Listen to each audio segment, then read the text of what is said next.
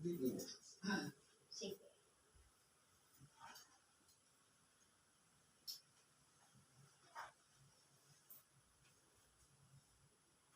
Kumusta po maingay?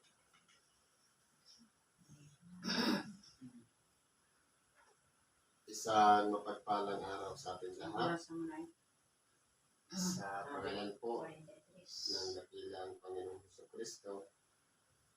Nandito po tayo sa special mission sa ating kapatid na si Sister Dominga Gonzaga. Pagdalaw sa kanya, kasama rin sa kanyang anak, sa iyong kapatiran.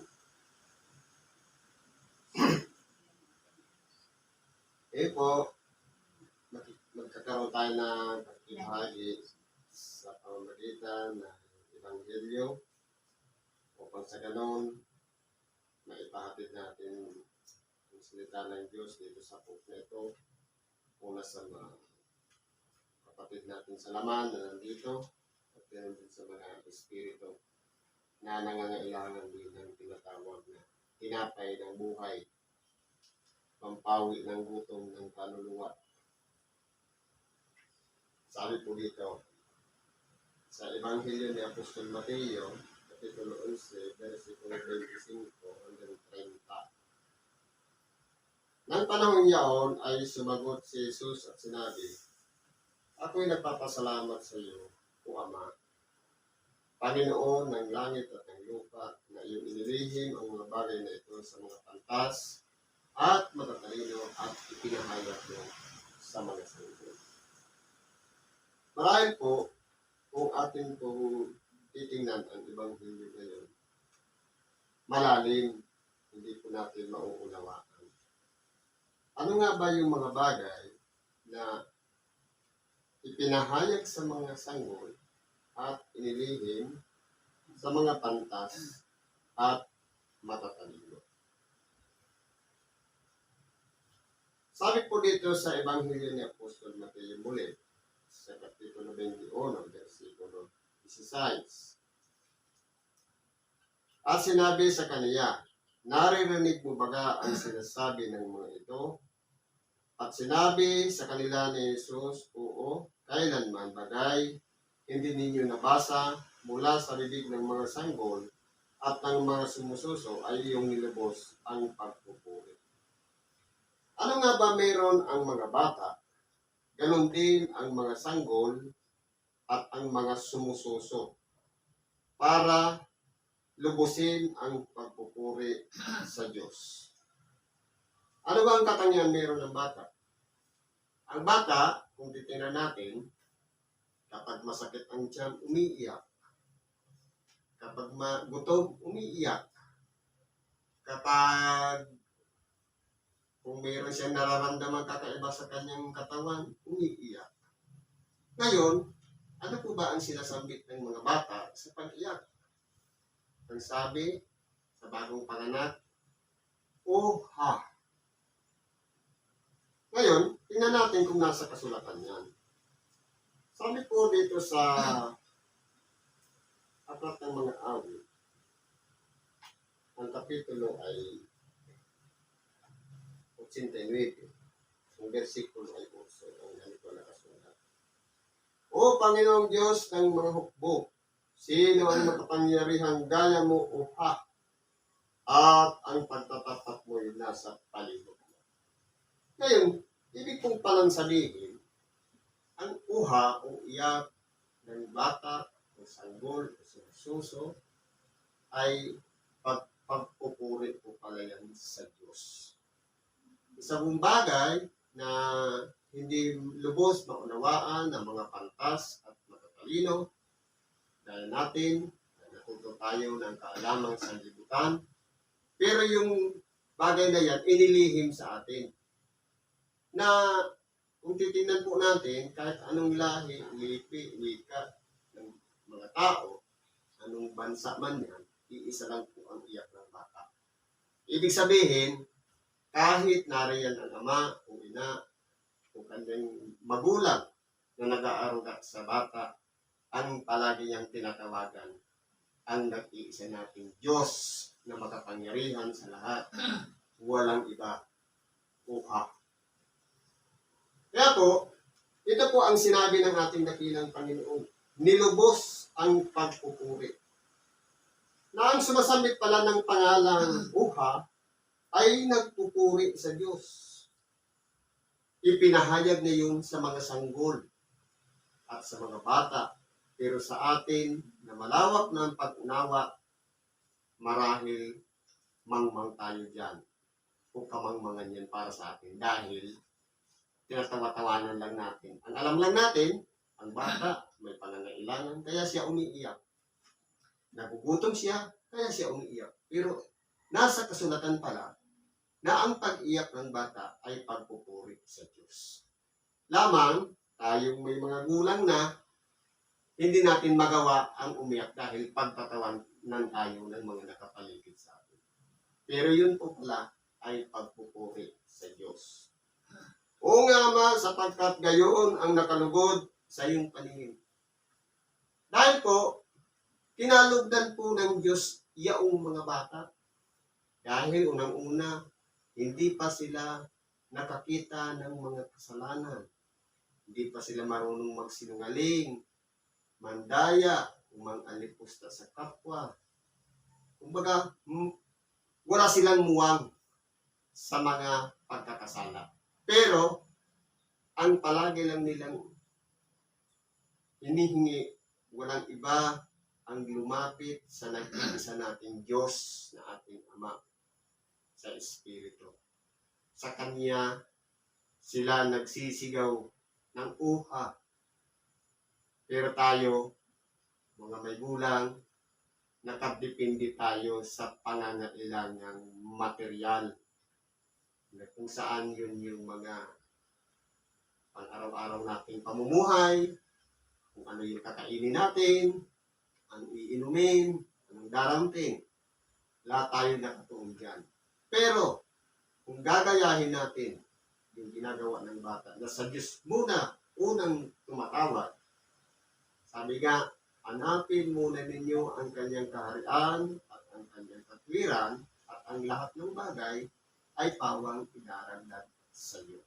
Ibig sabihin, kung nagsumpungan natin sa ating sarili na tayo pinagaharian ng Diyos at nananahan tayo sa kanyang kalooban, na siya po ang may hawak ng ating buhay, kumikilos tayo dahil sa kanya, alang-alang sa kanya at sa kanya, ang lahat ng mga pangangailangan para natin ay idaragdag na lang.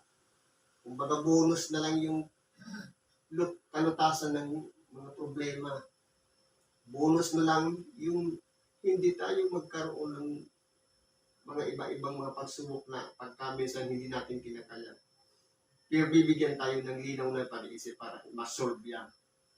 At higit sa lahat, yung kabigatan ng katawan o karamdaman, pinagagaling po yan ng Diyos. Sa oras na siya'y manahan sa ating puso, tayo po ay gagaling. Ang lahat ng mga bagay ay ibinigay sa akin ng aking Ama.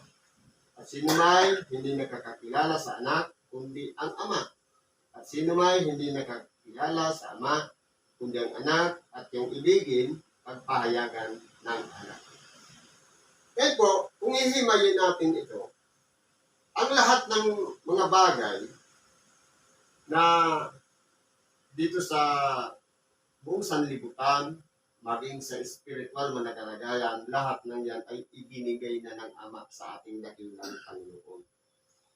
Pero, marami po ang hindi nakakilala sa ating dakilang Panginoon.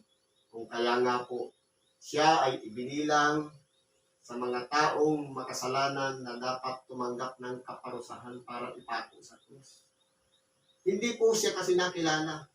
Ang ginawa ng tao, ipinako siya sa krus, samantalang yung tunay na kriminal, si Barabas, pinalaya. Ganyan po ang tingin nila sa ating dakilang Panginoon. Pero, kinakailangan yun ay mangyari dahil kung hindi po nag-alay ng buhay ang ating dakilang Panginoon, marahil hindi po tayo matutubos ng ating mga kasalanan. Kaya nasa kamay na lahat ng ating dakilang Panginoon kung tayo po, hindi natin kilala ang ating dakilang Panginoon, marahil hindi pa ipinapahayag sa atin ng Ama. Sapagkat ang sino mang nakakilala sa anak, Ama lamang. At sa nakakilala sa Ama, yaong anak lamang.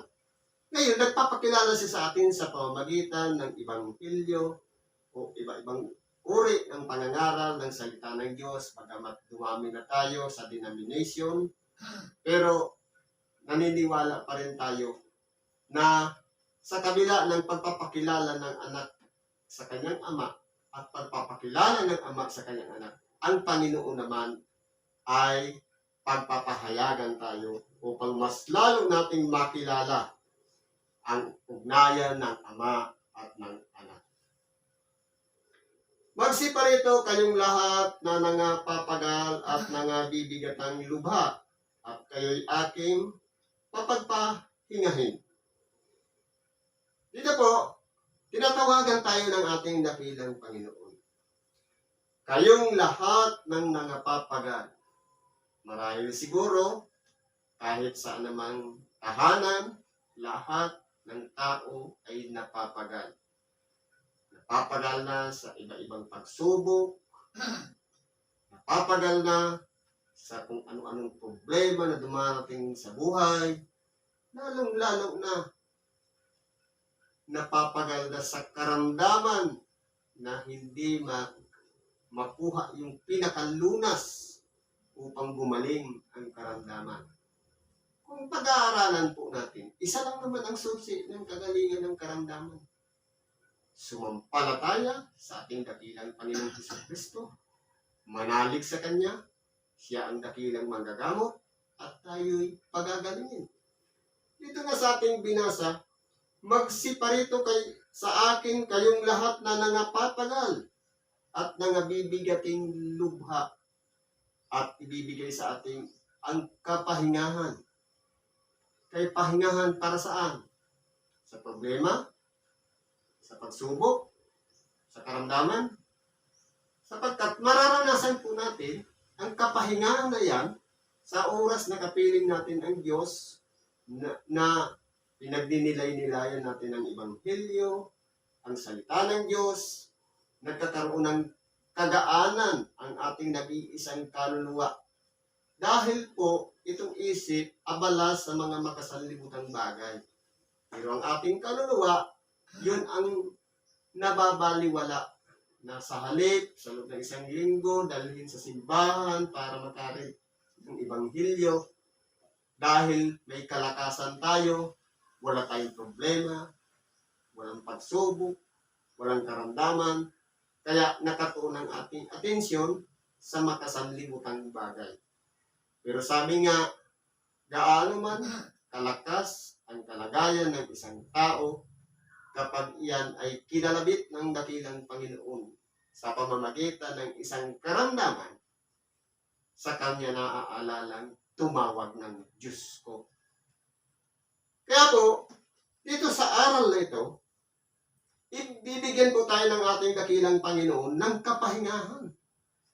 Kapahingahan upang maipaghanda natin ang ating nag-iisang kaluluwa kung ano na ba ang kalagayan niya sa harapan ng ating dakilang Panginoon. Maraming mga tao ang namamatay, hindi nakilala ang ating dakilang Panginoon.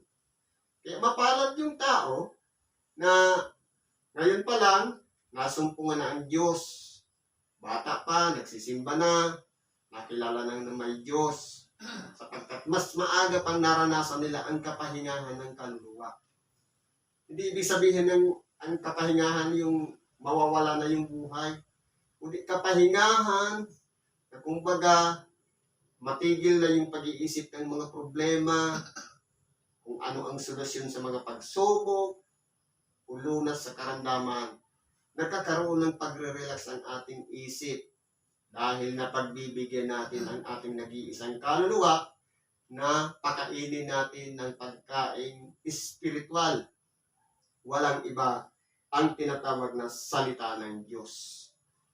Yan ang tinapay ng buhay na pagkain ng ating nag-iisang kaluluwa.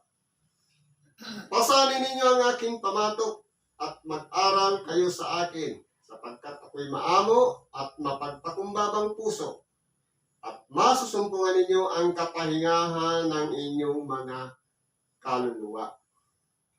Pero kinakailangan din, sa oras na masumpungan na ng ating kaluluwa ang kapahingahan yan, kinakailangan nating sumunod sa kalooban ng Diyos.